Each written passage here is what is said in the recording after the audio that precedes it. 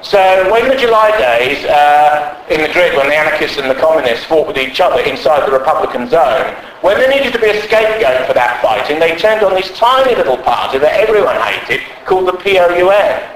And they became fascist apologists, clerical dog collarists, running dogs of the international bourgeois conspiracy, and so on. And these individuals were hunted down with extreme ruthlessness, and all those that were found were shot and killed without any sort of a tribunal or a trial at all. The leader of this particular sect was tortured to death by the communist secret police inside the Republican zone.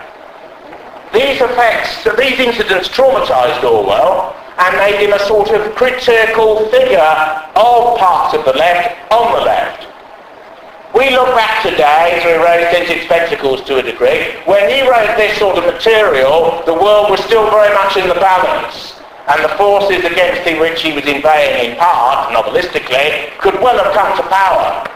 It's also interesting to note that most of Orwell's books are not forgotten today, but would have been partly forgotten had he not written The Fable Animal Farm about the Bolshevik coup, and had he not written 1984 about the texture and nature and what novelists call sense data of living under a totalitarian left dictatorship. One of the interesting things to note is that Eastern European intellectuals, particularly in societies like Hungary and Poland and Czechoslovakia and elsewhere, all regarded this book as essentially a factual commentary on their lives. So close was it an imaginary and yet projected identification with what it was like to live under Ceausescu's Romania, for example. There are also extraordinary parallels between reality and this novel, which, don't forget, was written in 1948, which is why when he needed a title he inverted it and it became 1984. Now, in Ceausescu's Romania, almost every telephone conversation was listened to. And if you ran to the country out from the outside, the Securitate, the all-pervasive secret police, would break the line, very crude, pre-digital connections, and they would put in a new block of tape to listen to the message again. And you had to ring again, and then you had to ring again, and they would block the line, and you had to ring again, and so on. Because everything was being listened to, even when it wasn't. Every cafe table had a microphone underneath it, but 80% of them didn't work. But people couldn't take the chance that it wasn't one of the 20% that happened to be working. There's also an extraordinary parallelism between the Ceausescu regime and this novel. Well, two parallelisms actually. One is the endless production of works by the great leader. Ceausescu's collected volumes ran to 15, to 20, to 30 volumes. Of course, he never wrote a word of it. They were all written for him by communist scribes and apparatchiks. Hodja in Albania had a similarly unread Calvinist library that was produced for him by tame scholars who had been shot or tortured to death or their families killed and their family owned bulldozed so that they'd never existed, hadn't they actually produced this sort of material. The other parallelism is the pyramids. In this novel, the party builds four enormous ministries. Ministry of Peace, which is for war. The Ministry of Love, which is for torture and oppression of the citizen into the purity of Insaf, the ideology of the dictatorship, which is called the Ministry of Love because it's the inversion of that. Then there's other ministries, Ministry of Plenty, which deals with economic affairs, usually involving endless brain statistical announcements of pig iron production, which all of it was a hilarious joke from Eastern Bloc dictatorships, but actually came quite close to the truth. Now, in Romania, Ceausescu ordered large pyramids to be built in the capital. And these were built and were observable when the regime fell in a coup organised by ex-communists and other factors to form what was called the National Salvation Front at that time. Do you remember the scenes on television? When Ceausescu's on the podium, surrounded by the Securitate, many of them were orphans. Many of them were taken from orphanages directly by the Ceausescu family and impregnated with the idea that they were related to him, that Ceausescu and his ubiquitous wife, who was always with him on all occasions, were their mother and father. That's one of the reasons psychologically why the Securitate government fought to the end, unlike many of the other Eastern Bloc dictatorship servants who gave up when the going got rather rough. There's that incredible moment, which is history as it's observed, when Ceausescu's orating about the dangers of fascism, the dangers of revanchism, the dangers of counter-terrorism, the dangers of a new bourgeois elite arriving in Romania, and he suddenly stops. And the Securitate around him start to get worried because the crowd is getting restive. And the crowd is working out that if just a few of them move, nothing will happen. But if they all move together, the security police don't know what to do. And there's a moment when Ceausescu's looking, do I step back from the microphone? Do I continue my anti-Western rant? Do I go into the helicopter with the Securitate? And he suddenly decides to go with the Securitate, and they disappear. And usually, if ever a regime's like that's in trouble, there's an immediate cut in the television, and a ballet starts, you know, or something like that. That's always used to happen in the Soviet Union. Whenever somebody was being purged, or there was something, a moment going on, a famous feature film would appear, you know, just to fill the gap. Just like Cheaping the Colour, basically, in Soviet terms. It'd just be put up, you know.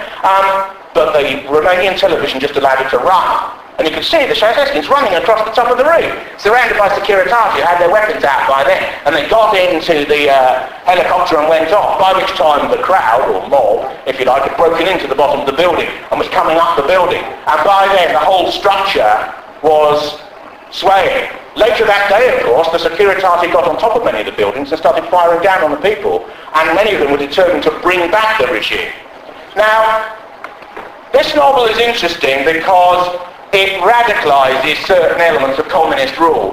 One of the ideas that in some ways has got forgotten about in many treatments of the novel, and filmic and theatrical treatments like the Peter Cushing one and like the John Hurt one and that sort of thing, can't really deal with this. And this is the language the party creates, called IMSOC.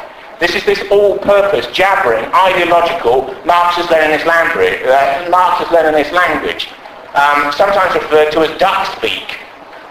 Duck speak is the idea that you crack away, and your conscious brain is not really involved because your response to everything is a pre-formatted form of ideology. If you remember one of the dictionary makers who befriends him, he's called Syme, in the Grubby Canteen where they all have their dinners, in the Ministry of Truth, which of course is to propagate lies on behalf of the regime and to rewrite the Times so that everyone is being purged, have the right place, and if somebody is purged, oh no, an unperson. You person in IMSOC, Newspeak, and you have to go through the records and make sure that it's all filed so that there's no relationship with them, so that you can never be accused of thought criminality by virtue of the fact they exist. Every bit of spare paper that relates to an unperson, somebody done away with, you put in the memory hole, which goes down into the furnace, which is everywhere and ubiquitous behind these pipes, this little grill. Just like a sort of waste disposal, really. But the idea is it's waste disposal of all the lives who are being rewritten continuously so that the current reality fits in with the party view at any particular time. The party has two sections. The inner party, which wears black and has special privileges. The inner party can turn the telescreen off. Like that screen back there, every apartment, every room has a screen. But you can't turn it off, and it watches you as you watch it. So it's two-way. Yeah. And O'Brien, of course, in a famous scene in the second section of the book, can turn it off, because he's in the inner party. Most people, the TV, rather than at the end of the room, is in the centre of the room on a wall, so it can look down on there. And suddenly it can instruct you, citizen, in appropriate behaviour. Everyone, like in Mao's China at the beginning of the day, in 1984, by Orwell, has to do physical jerks. You have to do physical exercises at the beginning of the day to coordinate yourself for the coming struggle and for the commitment to socialism, which will occur throughout all of the hours before you go back to bed again. Another interesting insight is the relationship that people have with their children. Orwell prefigures the world of bourgeois chaos where parents are frightened to discipline their own children, and which we increasingly see in liberal humanist societies. The parents are preyed upon by the young. One of the first and great scenes is with the Parsons family, who live just up the corridor in the block, because the Parsons boy is a terror.